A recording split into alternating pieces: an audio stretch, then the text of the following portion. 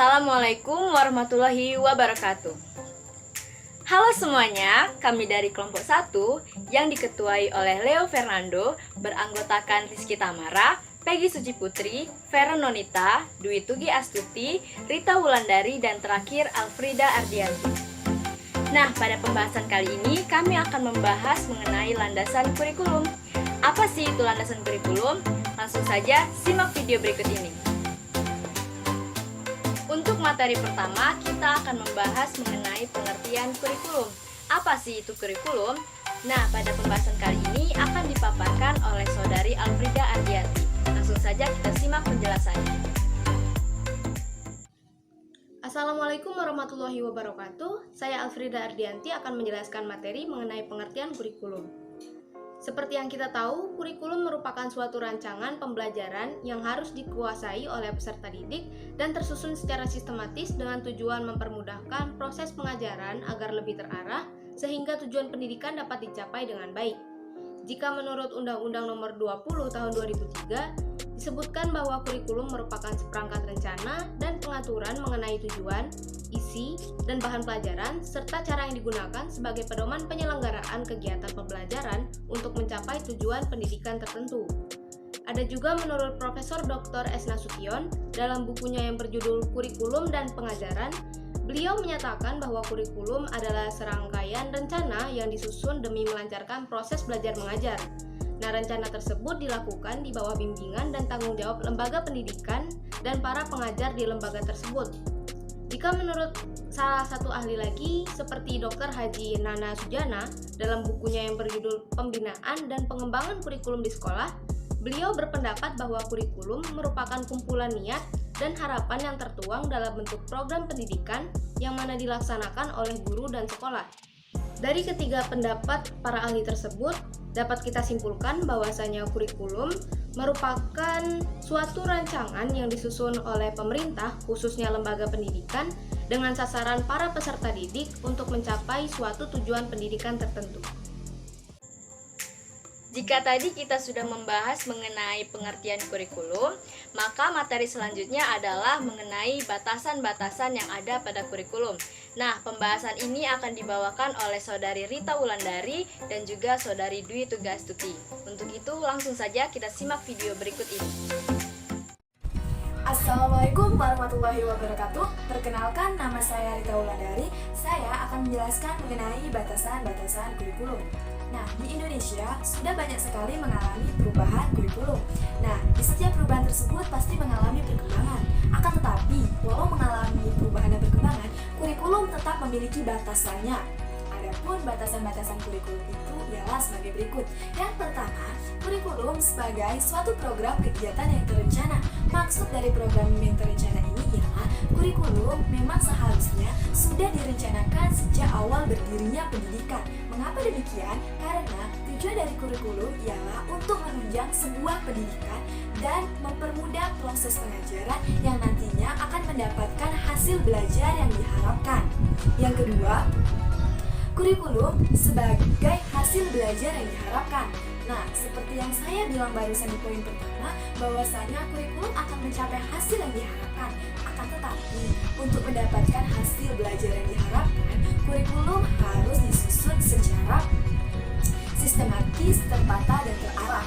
Dengan proses pengajaran tertata dan terarah, akan membentuk sebuah hasil belajar yang baik, yang diperoleh oleh suatu lembaga pendidikan maupun peserta didik. Yang ketiga, yaitu kurikulum sebagai reproduksi kultural. Nah, umumnya sekolah itu bertugas memproduksi pengetahuan serta nilai-nilai penting bagi generasi penerus. Akan tetapi, masyarakat, bangsa, dan negara juga memiliki tanggung jawab serta peranan penting untuk mengetahui keterampilan dan pengetahuan serta apa saja apresiasi yang nantinya disampaikan kepada generasi penerus. Sementara itu, pihak pendidikan profesional itu sudah mentransformasikan semuanya itu ke dalam bentuk kurikulum yang nantinya disampaikan kepada anak-anak atau generasi muda. Nah, pengembangan seperti itulah yang dimaksudkan akan meneruskan nilai-nilai kultural kepada generasi penerus melalui lembaga penerus. Nah, mungkin itu saja yang dapat saya sampaikan. Materi selanjutnya akan disampaikan oleh teman saya. Saya akhiri, wassalamualaikum warahmatullahi wabarakatuh. Yang keempat itu kurikulum sebagai kumpulan tugas dan konsep diskrit. Kurikulum yang digunakan dalam sebuah lembaga pendidikan merupakan salah satu hal yang wajib dikuasai peserta didik. Dalam hal ini diasumsikan bahwa penguasaan tugas-tugas yang bersifat diskrit atau berdiri sendiri, yang mencapai tujuan yang telah ditetapkan sebelumnya. Yang kelima itu kurikulum sebagai agenda rekonstruksi sosial. Kurikulum yang digunakan sekolah harus mempersiapkan suatu agenda pengetahuan dan nilai-nilai yang diyakini dapat menuntut siswa memperbaiki masyarakat dan institut kebudayaan, serta berbagai keyakinan dan kegiatan praktik yang mendukung. Yang keenam itu kurikulum sebagai kurere. Kurikulum yang digunakan sebagai salah satu jalannya lomba atau persaingan peserta didik dan lebih menekankan pada kapasitas individu untuk merekonseptualisasi autobiografinya sendiri. Pada materi sebelumnya, kita sudah mengerti apa itu pengertian kurikulum dan apa saja batasan-batasan yang ada pada kurikulum. Maka materi selanjutnya kita akan masuk pada materi inti yang mana akan membahas tentang landasan-landasan kurikulum. Nah, pembahasan kali ini akan dibawakan oleh saudara Leo Fernando, Peggy Suci Putri, Vera Nonita, dan Rizky Tamara. Untuk pemahaman lebih lanjut, mari kita simak video berikut ini. Assalamualaikum warahmatullahi wabarakatuh. Perkenalkan, nama saya Leo Fernando, peserta pertukaran mahasiswa Merdeka. Di sini saya akan menjelaskan mengenai landasan filosofis. Landasan filosofis yaitu asumsi-asumsi tentang hakikat realitas, hakikat manusia, hakikat pengetahuan, dan hakikat nilai yang menjadi titik tolak dalam mengembangkan kurikulum. Asumsi-asumsi filosofis tersebut berimplikasi pada rumusan tujuan pendidikan, pengembangan isi atau materi pendidikan, penentuan strategi, serta peranan peserta didik dan peranan pendidikan. Landasan filosofis dalam pengembangan kurikulum ialah pentingnya rumusan yang didapatkan dari hasil berpikir secara mendalam, analisis, logis, sistematis dalam merencanakan, melaksanakan, membina, dan mengembangkan kurikulum, baik dalam bentuk kurikulum sebagai rencana tertulis, terlebih kurikulum dalam bentuk pelaksanaan di sekolah. Filsafat memegang peranan penting dalam pengembangan kurikulum, sama halnya seperti dalam filsafat pendidikan. Kita dikenalkan pada berbagai aliran filsafat, seperti perennialisme, esensialisme, eksistensialisme, progresivisme, dan rekonstruktivisme. Dalam pengembangan kurikulum pun senantiasa berpijak pada aliran-aliran filsafat tertentu, sehingga akan mewarnai terhadap konsep dan implementasi kurikulum yang dikembangkan. 1. Perennialisme. Perennialisme lebih menekankan pada keabadian, keidealan, kebenaran, dan keindahan daripada warisan budaya, serta dampak sosial tertentu.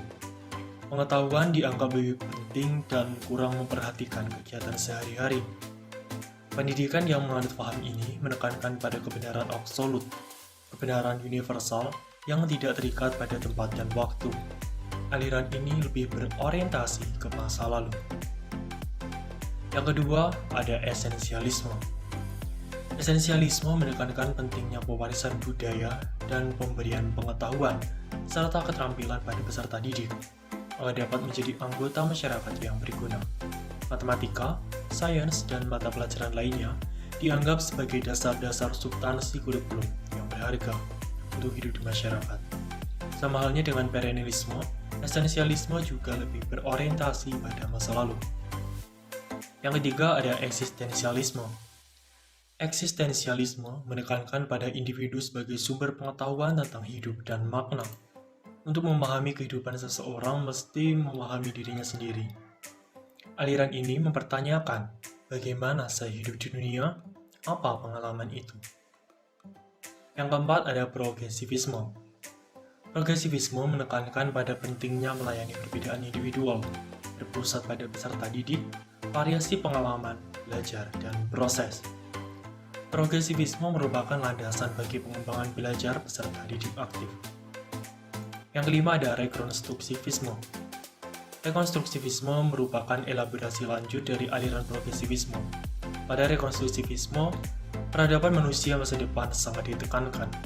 Di samping menekankan tentang perbedaan individual seperti pada progresivisme, rekonstruktivisme lebih jauh menekankan tentang pemecahan masalah, berpikir kritis, dan sejenisnya. Aliran ini akan mempertanyakan untuk apa berpikir kritis, memecahkan masalah, dan melakukan sesuatu. Penganut aliran ini menekankan pada hasil belajar daripada proses. Aliran filsafat perennialisme, esensialisme, eksistensialisme merupakan aliran filsafat yang mendasari terhadap pengembangan model kurikulum subjek akademis. Sedangkan filsafat progresivisme memberikan dasar bagi pengembangan model kurikulum pendidikan pribadi. Sementara filsafat rekonstruktivisme banyak diterapkan dalam pengembangan model kurikulum interaksional. Sekian dari saya, kurang lebihnya saya mohon maaf. Dalam penyusunannya, kurikulum juga memiliki landasan-landasan. Salah satunya adalah landasan psikolog. Psikolog sendiri adalah ilmu yang mempelajari tentang tingkah laku manusia, sedangkan kurikulum adalah upaya untuk menentukan program pendidikan untuk mengubah perilaku manusia. Nah, oleh sebab itu, pengembangan kurikulum juga harus dilandasi oleh psikolog sebagai acuan dalam menentukan apa dan bagaimana perilaku itu harus dikembangkan. Landasan psikolog itu sendiri terbagi menjadi dua. Yang pertama ada psikolog perkembangan siswa dan kurikulum. Anak sejak lahir sudah memperlihatkan keunikan-keunikan seperti pernyataan dirinya dalam bentuk tangisan atau gerakan tertentu. Hal ini memberikan gambaran kepada kita bahwa sebenarnya sejak lahir kita sudah memiliki potensi untuk berkembang.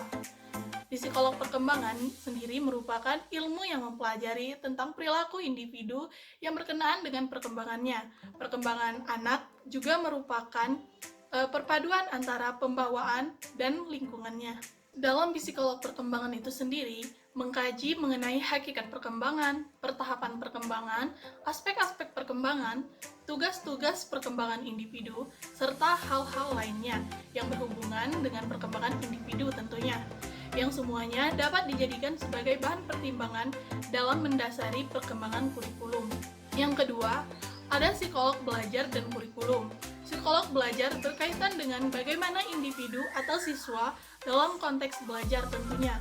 Belajar juga dapat diartikan sebagai suatu proses perubahan perilaku yang terjadi melalui pengalaman.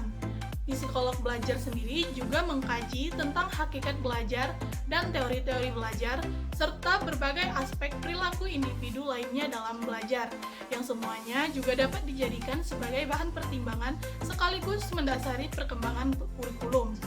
Menurut teori Gestalt, peran guru yaitu sebagai pembimbing, bukan sebagai penyampai pengetahuan, dan siswa berperan sebagai pengolah bahan pelajaran.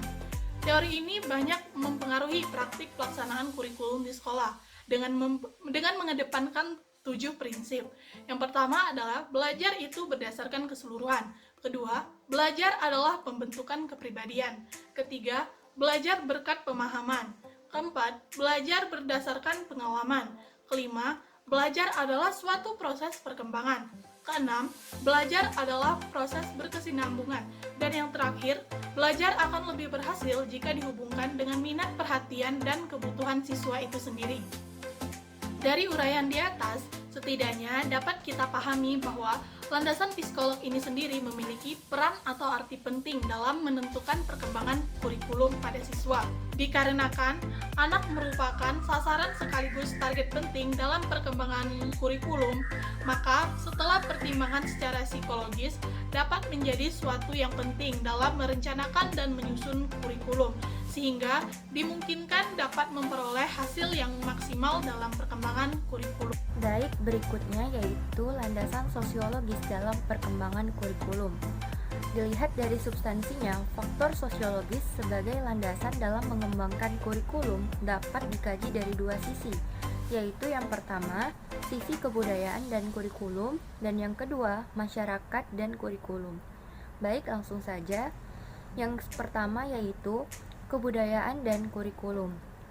Faktor kebudayaan merupakan bagian yang penting dalam pengembangan kurikulum dengan beberapa pertimbangan, yaitu yang pertama, Kurikulum dalam setiap masyarakat pada dasarnya merupakan refleksi dari cara orang berpikir, berasa, bercita-cita, atau kebiasaan-kebiasaan. Karena itu, dalam mengembangkan suatu kurikulum perlu memahami kebudayaan.